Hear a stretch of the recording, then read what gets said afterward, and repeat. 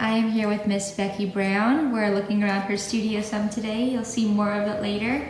But she's going to tell us a little bit about who she is and what kind of art it is that she makes. Hi everyone, my name is Becky. I'm born and raised in Berea. I went to Madison Southern and then I went to EKU for jewelry design and metalsmithing.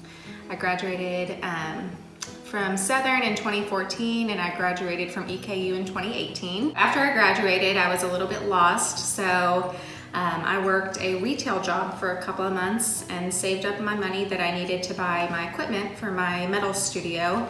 And then I applied for the Art Accelerator program here in Berea, which is a year-long residency program sponsored by Berea Tourism.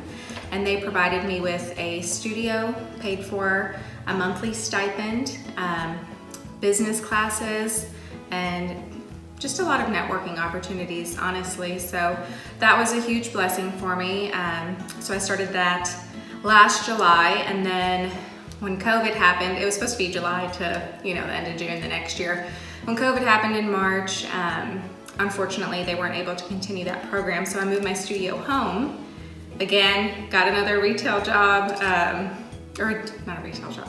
I got a desk job and saved up some money, and that's how I'm able to get this storefront started. So right now we're in your studio. I'm going to show them it's a little bare. She's going to tell you why as we start, and then she's going to tell us a little bit about what her inspiration is.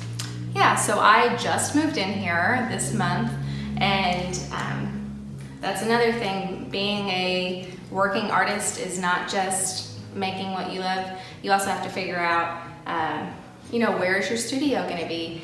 How are you I did, furnish this and make all of my displays because that was a cheaper option for me than buying them all new. So we built this today instead of just having your typical shelving. So what has always inspired me, I would say, is nature and the ultimate creator, because I feel like that's God's way of making art for us to enjoy. So I try to pull from the colors and textures that I see outside. I love color, that's why I love enamel, because that allows me to add color to my work. If I were just metalsmithing, I wouldn't have that opportunity. We're getting ready to get a look into what her process is like, how she makes metalwork, and here she goes.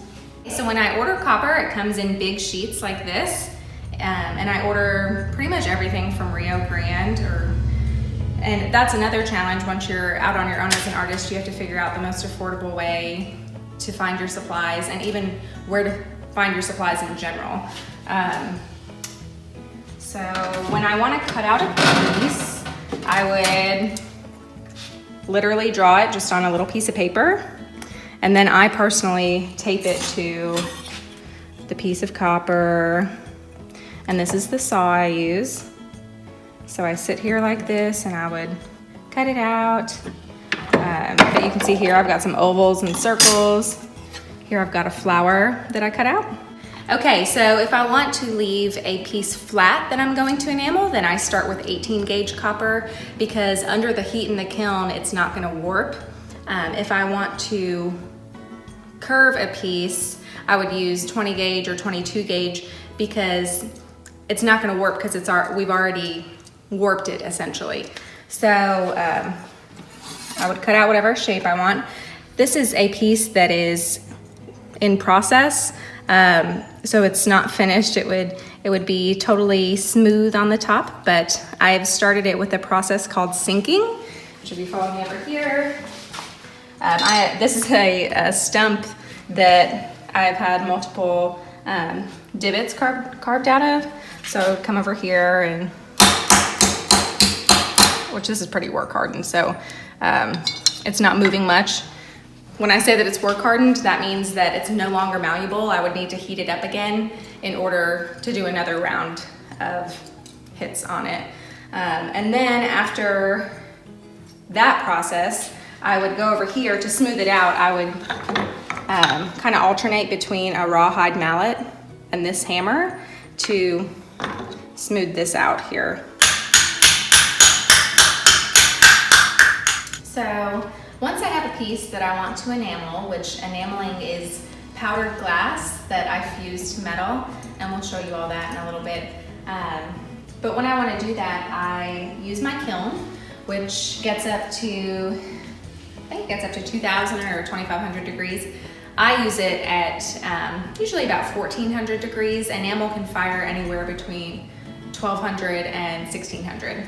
So here's what it looks like on the inside. It's not on right now, obviously, but what I would put whatever piece I wanted on there and put it in here. Close it up. Each firing only takes 3 to 5 minutes, so it's a very satisfying process. It's quick. You don't do just one firing though, so you layer the colors and you have to do both sides. So a single firing is quick, but the whole process isn't quick.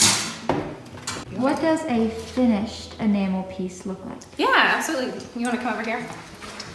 So, you can look at these. These are some dishes that I've made.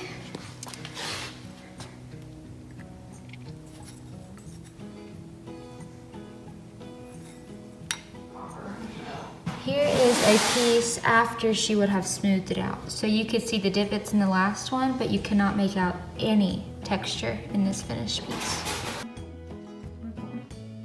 So this is a piece that I rounded out